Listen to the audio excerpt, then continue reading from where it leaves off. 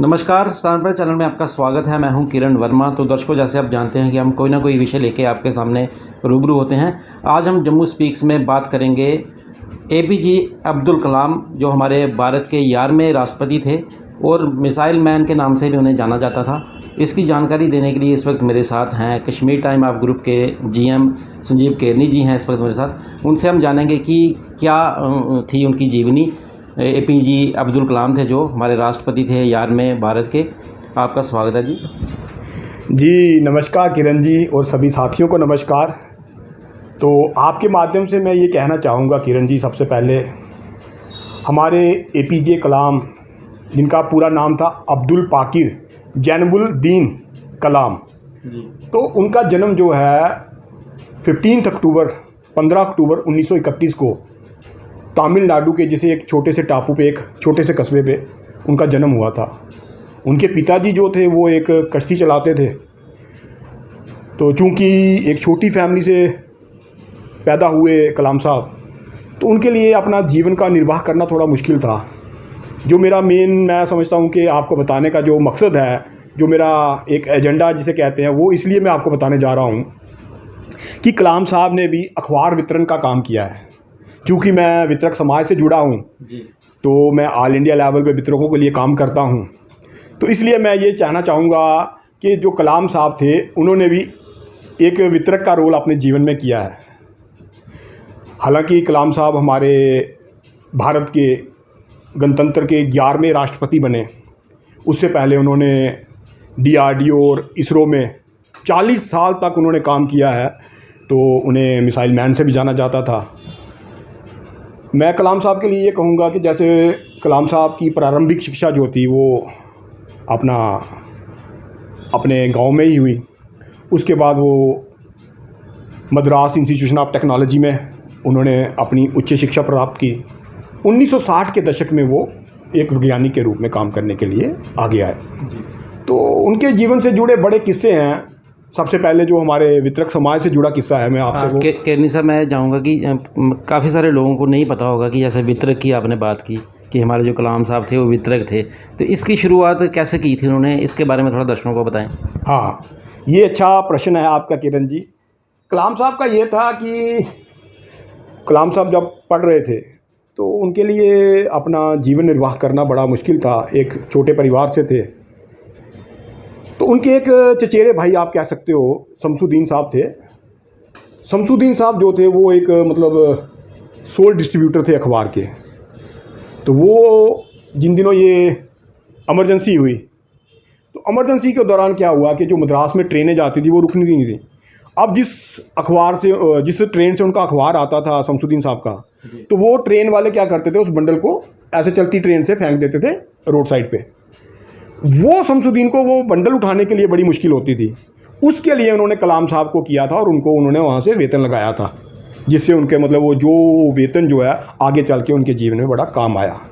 तो इस तरह से उनका वो जो मैं कहता हूँ कि व्यक्तित्व जो है वो हमारे वितरक समाज के साथ जुड़ा था कि वो बंडल वहाँ से उठाकर कलाम साहब अपने भाई शमसुद्दीन को पहुँचाते थे।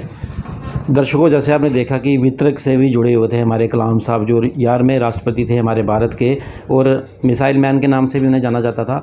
उनके जीवनी के बारे में हम चर्चा कर रहे हैं। जैसे पिछले दिनों 27 जुलाई को उनकी पुण्यतिथि थी, तो किसी वजह से हम कार्यक्रम तब नहीं कर पाए थे। तो आज हम उसी संदर्भ में बात कर रहे हैं।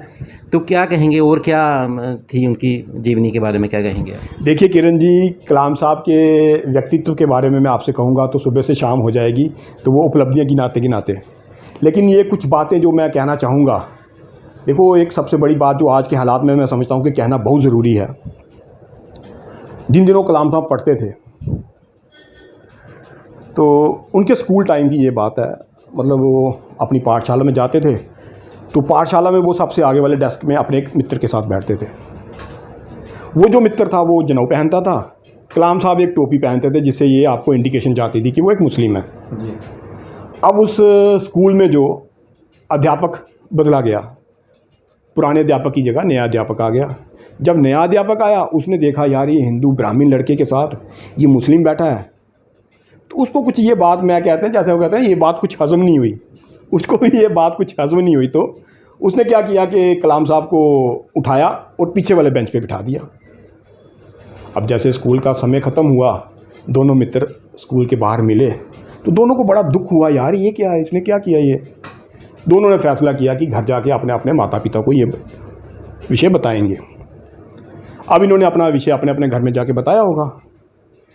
जो मित्र था शास्त्री, उसका पूरा नाम मुझे याद नहीं, उसके पिता भी शास्त्री थे, वो किसी मंदिर में पुजारी भी थे।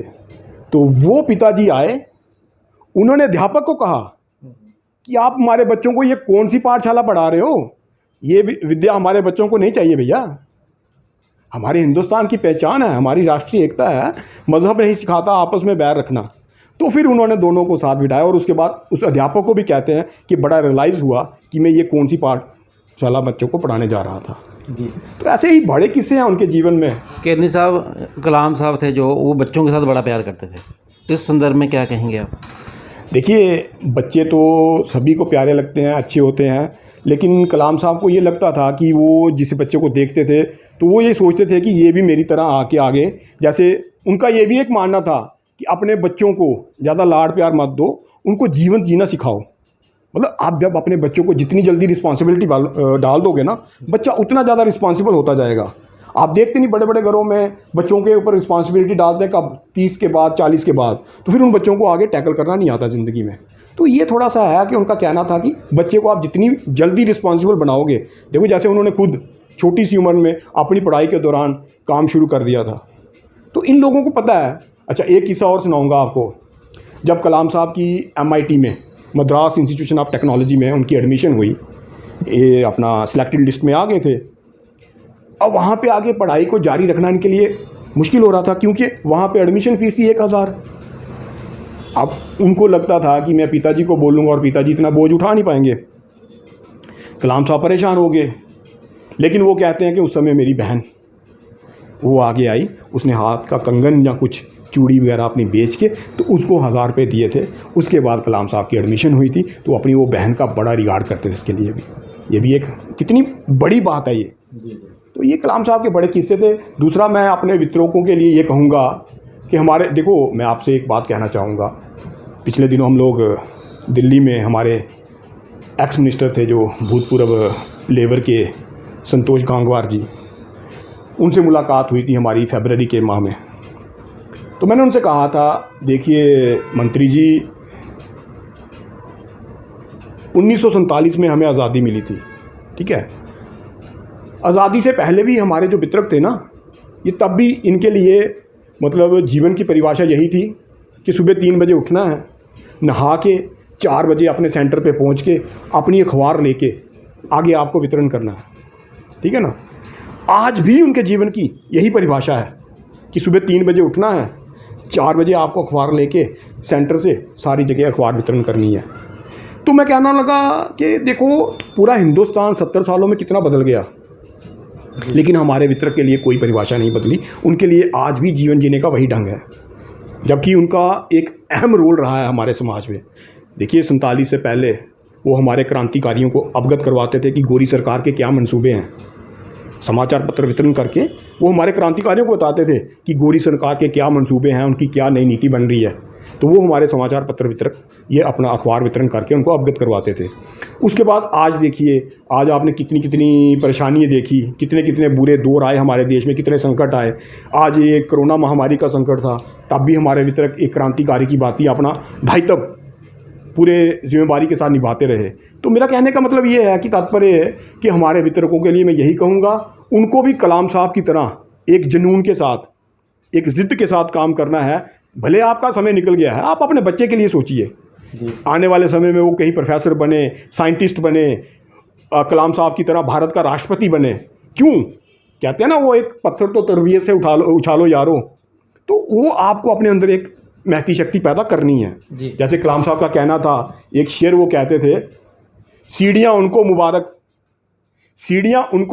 जिनको छत पे जाना है, सीढ़ियाँ उनको मुबारक जिनको छत पे जाना है, मेरी मंजिल तो आसमां है, मुझे अपना रास्ता खुद ही बनाना है। तो ये बड़ी अच्छी बातें हैं प्रेरित करने के लिए, जो हमारे बच्चों को काफ़ी प्रेरित करेंगी। दर्शकों, जैसे आज हम बात कर रहे हैं कलाम साहब के बारे में, वितरक थे अखबार के, उन्होंने इस काम को भी चुना था और राष्ट्रपति बने। तो और ये बताएं कि जैसे मिसाइल मैन जब बने थे, और जब तो किस तरह का प्रोजेक्शन किया था उन्होंने? देखिए, कलाम साहब ने 1992 से लेकर 1999 तक प्रधानमंत्री कार्यालय में एक साइंटिस्ट की बतौर साइंटिस्ट एडवाइज़र काम किया था। और सबसे बड़ा उन्होंने जब 2002 में वाजपेयी साहब की सरकार बनी तो उनको वो राष्ट्रपति बनाया गया था। उस दौरान उन्होंने सबसे बड़ी बात जो करी थी, हमारे हिंदुस्तान में सबसे पहले 1974 में 1974 में मिसाइल का प्रशिक्षण हुआ था। उसके 24 साल बाद कलाम साहब ने पोखरण 2 किया था 1998 में जी। तो ये बहुत बड़ी उपलब्धि थी कलाम साहब की। अच्छा, उनका मतलब काफ़ी सारे उन्होंने जहाज़ भी बनाए, एरोस्पेस के लिए भी उनको जाना जाता है। तो मतलब उनको मिसाइल मैन भी, मतलब उनमें आपको मैंने कहा ना कि मैं आपकी उनको कितनी उपलब्धियां मैं आपको उनकी गिनाऊं, सुबह से शाम हो जाएगी। तो मैं चाहता हूं कि हर घर में एक कलाम ज़रूर पैदा होना चाहिए। दर्शकों, कलाम साहब की जितनी भी उपलब्धियां हम गिने वो कम हैं। तो अभी हम बात करेंगे उनके रहन सहन के बारे में। जैसे वो बड़ी सिंपल ज़िंदगी जीते थे, जैसे आप देखा होगा आपने, उस विषय में क्या कहेंगे आप? देखिए, ये अच्छा पूछा आपने किरण जी। इस विषय में यही कहूँगा कि हम लोग कहते तो बहुत हैं सिंपल लिविंग हाई थिंकिंग, लेकिन जब प्रूव करने की बारी आती है कहीं ना कहीं हम थोड़ी सी उसमें वो कर जाते हैं कि नहीं यार, कोताही बरत देते हैं। लेकिन कलाम साहब ने उस चीज़ को बिल्कुल कायम रखा। आपने भी सुना होगा, सभी को पता है कि कलाम साहब के मरने के बाद जब उनकी प्रॉपर्टी देखी गई थी, 2 सूट, चंद किताबें, मतलब उन्होंने प्रूव कर दिया कि अगर मैं भारत का राष्ट्रपति, जिसे हम कहते हैं कि प्रथम व्यक्ति, भारत का प्रथम व्यक्ति भी वो रहे, लेकिन उन्होंने कभी भी अपनी मतलब ज़िंदगी के जो असूल थे उनके साथ कभी भी समझौता नहीं किया उन्होंने। अब मैं एक प्रश्न और पूछना चाहूँ, दर्शकों को भी बताना चाहेंगे, क्या कलाम साहब ने शादी की थी? ये तो एक बड़ा आपने प्रश्न पूछा, लेकिन जहाँ तक मैंने भी पढ़ा उनके बारे में, ऐसा कहीं उनकी मिसेज़ का, श्रीमती का जिक्र कभी नहीं आया है। और आपको पता है कि भारत के राष्ट्रपति जो प्रथम व्यक्ति होते हैं वो कहीं भी जाते हैं उनकी श्रीमती जी साथ रहती हैं। तो ऐसा कभी देखने में आपको भी नहीं मिला होगा। तो अब मैं कह नहीं सकता इसके विषय में कुछ भी। और क्या एक संदेश देना चाहेंगे जो कलाम साहब के बारे में हमारी जो जनता है वो जाने कि और क्या क्या उपलब्धियां थी उनकी? एक अच्छा किस्सा उनको सुनाता हूँ, जो बच्चे सुन रहे होंगे उनको भी अच्छा लगेगा। ये कलाम साहब के बारे में ये कहा जाता है कि जब वो स्कूल में पढ़ते थे तो उनकी गणित की क्लास चल रही थी। तो जैसे हमारे बच्चे भी करते हैं, क्लास से बाहर निकल के घूम रहे थे। कलाम साहब क्लास से बाहर घूम रहे थे तो वो गणित के टीचर ने देख लिया इनको। उसने उठाई लाठी और पीटना शुरू कर दिया कलाम साहब को। अब उसने पीटा, कलाम साहब ने कहा कि ये अध्यापक है, इसने मुझे मारा। तो उन्होंने आराम से उसे, थोड़े दिनों के बाद जब उनके वो परीक्षाएं हुई तो परीक्षा में उत्तीर्ण हुए और सबसे अव्वल नंबर से उत्तीर्ण हुए और सबसे ज़्यादा मतलब यू कैन से कि मतलब टॉप किया उन्होंने अपना मैथमेटिक्स में। अब वो टीचर क्या कहता है, टीचर की आप सुनिए, कहता है आज तक मैंने जितने लड़कों को लाठी से पीटा है, हमारे इस स्कूल के जितने छात्रों को मैंने लाठी से पीटा है, वो कुछ ना कुछ बने और हिंदुस्तान में कहीं ना कहीं टॉप में पहुंचते हैं। आज ये भी बात वहाँ जोड़ी जाती है। तो कहने का मतलब ये है कि कहीं ना कहीं कुछ ना कुछ किस्से ऐसे होते हैं जो आपके जीवन में, जैसे मैं आपको अपने बारे में बताऊं, मैंने पहले भी आपसे कहा कि मैंने भी फिल्मों के लिए संघर्ष किया है बॉम्बे में रह के। तो वहाँ मेरे एक मित्र थे, वो इप्टा से थे, इंडियन पीपल थिएटर एसोसिएशन से, मिस्री भाई बिहार से थे वो। तो वो मुझे कहते थे, बड़ी बातें उन्होंने भी सिखाई। तो कहते थे किरनी जी, आप यहाँ स्ट्रगल करने आए हैं, संघर्ष करने आए हैं फिल्मों के लिए, तो अब आपके पीछे वहाँ आपके शहर में पता क्या बातें हो रही होंगी, अपना चेहरा नहीं देखता, अपना कद काठी नहीं देखता, ये हीरो बन गया। लेकिन कहीं ना कहीं अगर आप कामयाब हो जाओगे, फिर वही लोग क्या कहेंगे, अरे वो बचपन से ही ऐसा था, हमने देखा है उसको, वो बचपन में चलते फिरते डायलॉग बोलता था, ये करता, अरे भाई वो तो बड़ा कमाल भी है। तो मतलब ये इस किस्म के किस्से जुड़ जाते हैं। किरनी साहब, आज हम खास करके कलाम साहब की बात कर रहे हैं और विक्रेता थे अखबार के से जुड़े हुए थे, आप भी कश्मीर टाइम से जुड़े हुए हैं। तो क्या एक संदेश देना चाहेंगे हमारे जो दर्शक देख रहे हैं, जिन लोगों को, युवा जो लोग हैं, उनको क्या कहेंगे आप? देखिए, इसमें बड़ी सारी आज के समाज में प्लस माइनस बहुत सारे हैं। मैं आपसे कहूँ, पिछले दिनों मेरे एक मित्र से मेरी बात हो रही थी, तो उन्होंने किसी आदमी का नाम लेके मुझे कहा कि अगर वो फ़लाँ आदमी का लॉयल होता तो आज इस मुकाम पे नहीं पहुंचता जी। तो मेरे बॉस ने मुझे कहा था, वेद जी ने, कि फ़लाँ आदमी उनका लॉयल रहा तो आज देखो कितना बड़ा आदमी है वो। तो मतलब प्लस माइनस हर जगह रहता है। तो इसमें मैं ये कहूँगा, सबसे पहले तो मैं ये कहूँगा अपना कि जैसे पिछले दिनों मैंने आपको बताया, हम लोग यूनियन मिनिस्टर संतोष गंगवार जी से मिले थे। तो मैंने उनके आगे एक ही अपनी डिमांड रखी थी। मैंने कहा था कि जैसे कलाम साहब का 27 जुलाई उनका पुण्यतिथि थी। जी। ठीक है, तो मैंने कहा था उनका बर्थ होता है 15 अक्टूबर, कि हम 15 अक्टूबर को वितरक दिवस के साथ मनाएं। और मैं समझता हूं कि ये हमारे वितरकों की तरफ से, हमारे समाज की तरफ से, जो हम लोग अभी हैं, उनकी तरफ से एक श्रद्धांजलि होगी कलाम साहब के लिए कि हम 15 अक्टूबर वितरक दिवस के नाम से मनाएं। तो ये मैं समझता हूं कि एक हमारे वितरकों का भी उत्साह बढ़ेगा। जैसे मैं आपसे बता रहा था, देखो हमारे वितरकों के ऊपर कितने कितने लतीफ़े बने हैं, चुटकुले बने हैं। जब मैं नया नया इस ट्रेड में उतरा तो मैं सेंटर पे जाता था सुबह सुबह, तो चाय के साथ वो नई नई बातें बताते हैं हमारे वितरक लोग। तो कहने लगे कि अरनी जी, मैंने कहा हाँ भाई। कह रहा देखिए हमारा जो दिनचर्या रहती है कि सुबह हम लोग 3 बजे उठ के घर से निकल आते हैं, मतलब 3 नहीं तो 4 बजे निकल आते हैं, बच्चे सोए होते हैं जी। फिर उसके बाद हम लोग काम ख़त्म करके अखबार वितरण करके 9 साढ़े 9 बजे घर पहुँचते हैं। 11:30 12 बजे हम लोग नाश्ता वगैरह करके फिर से वापस आ जाते हैं। हमें कलेक्शन करनी होती है, अपनी उगाही करनी होती है, जो अपना अखबार वितरण का काम है। ठीक है, उसके बाद वो सारा काम निपेट के हम लोग घर में पहुँचते हैं रात को 11 बजे, तब बच्चे सोए होते हैं, है ना। तो कह रहा एक दिन हमारा एक वितरक किसी आकवर्ड टाइम में अपने घर चला गया। जब वो घर पहुंचा तो बच्चा क्या कहता है, मम्मी मम्मी बाहर कोई आदमी आए हैं। तो माँ कहती है ये तेरा बाप है। अब बच्चा क्या बताए उसको, उसने कभी बाप का चेहरा ही नहीं देखा है। तो हमारे वितरकों के ऊपर ये भी कहते हैं। लेकिन ये है कि जितने मेहनत काश ये हमारे वितरक लोग होते हैं भाइयों, मैं कहता हूँ, वो मैंने बहुत दफ़े कहा है ये चीज़ कि चीर दे धरती का सीना और निकाल ले अपने हिस्से की 2 रोटी, वो हमारा वितरक है। तो ये मैं सरकार से अभी यही विनती करूंगा, यही मेरा उनसे रहेगा कि आप 15 अक्टूबर को कलाम साहब का जन्मदिन जो है उसको वितरक दिवस के साथ मनाएं। केरनी साहब, बातें तो बड़ी थी कलाम साहब के बारे में करने के लिए, समय की कमी है, तो हम अपनी तरफ से यही कहेंगे कि जैसे आपने कहा कि 15 अक्टूबर को हम वितरक दिवस के तौर पे मनाएंगे, कलाम साहब को सच्ची श्रद्धांजलि होगी हमारी तरफ से।